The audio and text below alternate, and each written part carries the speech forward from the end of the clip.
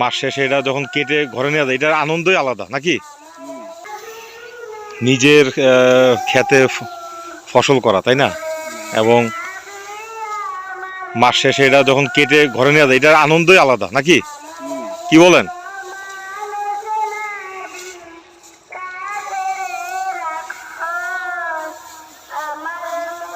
তো এবার কিরকম ধান পাইছেন আপনি? আচ্ছা, ভালো বলতে কিরকম ভালো, মানে এক কানিতে কিরকম হওয়ার কথা, কিরকম পাইছেন? এক কানিতে 15 মণ হইলে ভালো নাকি এরকম? 20 মণও হয়?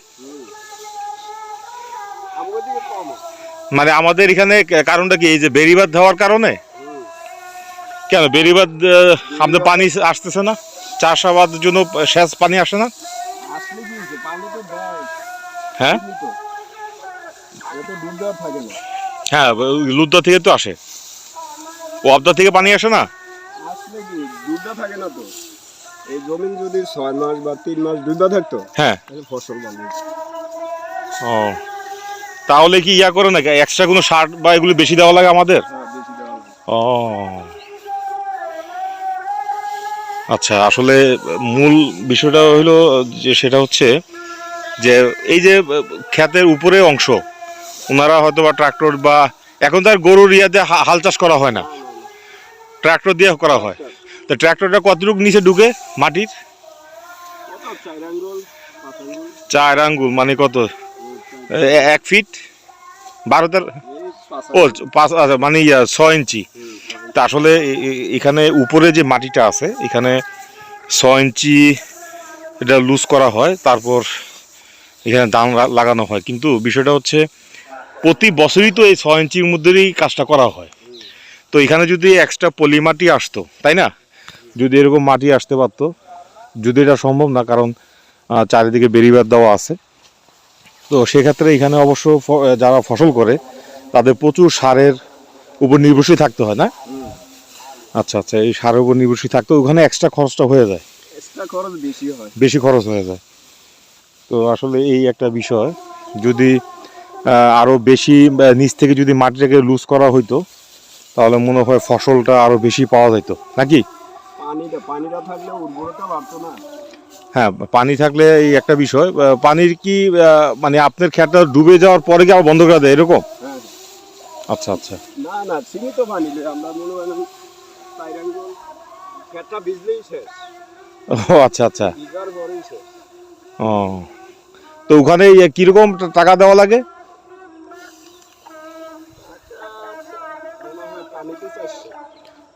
আচ্ছা, মানে ওই এরকম বেড়িবাঁধ না, এটা হচ্ছে পানি আসার জন্য এখানে খালের মতন আছে, ক্যানেল বলি আর কি, ক্যানেল দিয়ে পানি এখানে আসে। তো খেতে সাধারণত মানে যেটা শুনলাম আর কি, অল্প একটু পানি ভিজাইলেই এটা বাস তাদের প্রতি কানিতে 400 থেকে 500 টাকা তাদের বিল চলে আসে। আর ট্রাক্টর দিয়ে যখন তারা চাষাবাদ করে তখন কিন্তু আসলে এই মাটির উপরের অংশ থেকে 4-5 ইঞ্চি মাত্র এটা উঠানো হয়। হ্যাঁ, তো আসলে প্রতি বছরই তো এই কাজটা করা হয়। তো সেক্ষেত্রে এতটা উর্বরতা আসে না, যার ফলে ফসলে এরকম আশানুরূপ চাষি ভাইরা যারা পায় না। তো সেক্ষেত্রে এটা করা যেতে পারে, যদি একটু বেশি থেকে মাটিটাকে যদি আরও লুজ করা যায় তাহলে ওনাদের এক্সট্রা যে তারা সার দিয়ে থাকে এটা হয়তো বা কম লাগতো। তো যাই হোক, আমি আজকে এখন এই মুহূর্তে এখান থেকে বিদায় নিচ্ছি। এটা হচ্ছে মতলব উত্তর বেড়িবাঁধ অর্থাৎ লতুদ্দি স্কুলের মাঠ থেকে পূর্ব দিকে আর কি। তো এটা মূলত এই জায়গার নামটা কি বলে? চর লতুদ্দি। এই এখানে আসলে আমাদের বাপ চাচাদের জমি জমা আছে, আশেপাশের প্রতিবেশীদেরও আছে। তো যাই হোক, আজকে এখন এই মুহূর্তে চর লতুদ্দি থেকে বিদায় নিচ্ছি। সবাই আপনাদের কোনো কমেন্টস থাকলে জানাবেন, এবং কোনো পরামর্শ থাকলে, যারা আমার এই ভিডিও সাধারণত কৃষক ভাইরা দেখবেন বা যারা মাটি নিয়ে গবেষণা করে থাকেন, যদি কোনো পরামর্শ থাকে অবশ্যই জানাবেন। আসসালামু আলাইকুম। আচ্ছা, মূলত কেউ যদি এই ক্ষেতের মধ্যে হ্যাঁ ভালো ফসল চায়, সে যদি গোবর দেয়, এটা ভালো হবে নাকি আপনার এই কীটনাশক বিভিন্ন সারের পরিবর্তে গোবর দিলে কেমন হয়? গোবরও ভালো, ভালো কাজ করে। কিন্তু সারের কথা যে বললেন, সারও দিতে হয়, এটার সাথে সাথে সারও দিতে হয়। আচ্ছা, এখন আপনি তো প্রথমে বললেন যে 2টা মাস আর কাজ করবেন না, মানে এই 2 মাস ক্ষেতটা ফালা রাখবেন। তো 2 মাসে কেউ যদি যারা গরু পালে ওই গোবরগুলো যদি স্টক করে রেখে যদি দেয়, তখন তখন দিলে ভালো ভালো হয়। যার গরু আছে, আমার তো গরু নাই, আমরা দিতে পারি না। অত না, অনেকে তো গরু এখন আবার জৈব সার নামছে, হ্যাঁ জৈব সার দেই আচ্ছা আচ্ছা, ভুট্টা খেতে। ভুট্টা খেতে দিচ্ছেন। ও, তা আপনার কোনো পরামর্শ আছে কিনা যে আসলে কি করলে এই আরো ফসলটা আরো বেশি তার ফলন ঘটানো যাইতে পারে? কোনো পরামর্শ আছে কিনা, বুদ্ধি আছে কিনা? পরামর্শ, এটা যদি উর্বরতা বাড়তো বা বিজাইয়া থাকতো 3 মাস জমিনটা, হুম। তাহলে আবার ফসল বাড়তো, উর্বরতা বাড়তো, উৎপাদনও বাড়তো, সারও পরিমাণে কম লাগতো। আচ্ছা, মানে বলতেছেন যে 2 মাস যে এখন ফালায় রাখবেন, এটা এভাবে না ফালায় রেখে পানি দিয়ে যদি ডুবা থাকা যাইতো হ্যাঁ। তাহলে এটা ভালো হইতো। ভালো। আর সেক্ষেত্রে কি কাজ করা যায়, মানে কি করলে এটা হবে, কোথায় কাদের সাথে কথা বললে হবে? এটা তো অবদায় পানি দিবে না তো, কেন দিবে না? এই সিজনের আগে পানি দিবে না। মানে ওনাদের কি এখন কি পানি নাই? পানি আছে নদীতে, এই গাজীপুর থেকে পানি আসে, আমরা আছে কালীপুর থেকে। হ্যাঁ, তো এগুলো কি এখন পানি নাই, এখানে স্টক করা নাই? পানি ইচ্ছা করলে নদীতে দিতে পারে, হ্যাঁ, কিন্তু এখন দিবেন না। কারণটা কি? এখন তো আমরা ধান পান কাটতে আছি, খের মেলছি, কেউ ধান কাটতে আছে, ফসল লইতে আছি, এখন পানি দিলে তো সমস্যা। ফসল সবার নেওয়া শেষ হয়ে গেছে না? না।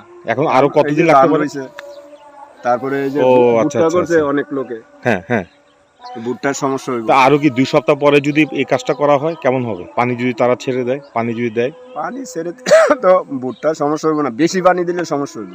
আর হালকা পানি যদি দেয়, যে যেমন নিচা ক্ষেত যেগুলা, হ্যাঁ, ওগুলো একটু ভিজবে, আচ্ছা আচ্ছা ওগুলো ভিজলে উর্বরতা বাড়বে, ফসলও বেশি হবে। আচ্ছা। তো যাই হোক, দর্শক আসলে এই কৃষক ভাই খুব সুন্দর একটা পরামর্শ দিছে, যেহেতু 2-2.5 মাস ক্ষেতগুলো এভাবে ফালাই দেওয়া, মানে এইভাবে তারা রেখে দিবে। এখন যদি এরকম ওয়াবদা বা যেখানে পানিটা আসে, যদি পানিটা আসে, তারা অন্তত ক্ষেতটা যদি ভিজা রাখতে পারে, তাহলে ওনাদের এই এক্সট্রা যে সার দেওয়া এটা কমে যাবে। তো তাও এখনো মূলত এখন কিছু জায়গায় ধান এখনো কাটে নাই। এটা আনুমানিক আর কতদিন পরে কাটবে যে দেখা যাচ্ছে? এই কাইটা ফলাই 2-3 দিন, সপ্তাহখানেক মধ্যে ক্লিয়ার হয়ে যাবে। সব আচ্ছা, ক্লিয়ার। সব ক্লিয়ার হয়ে যাবে।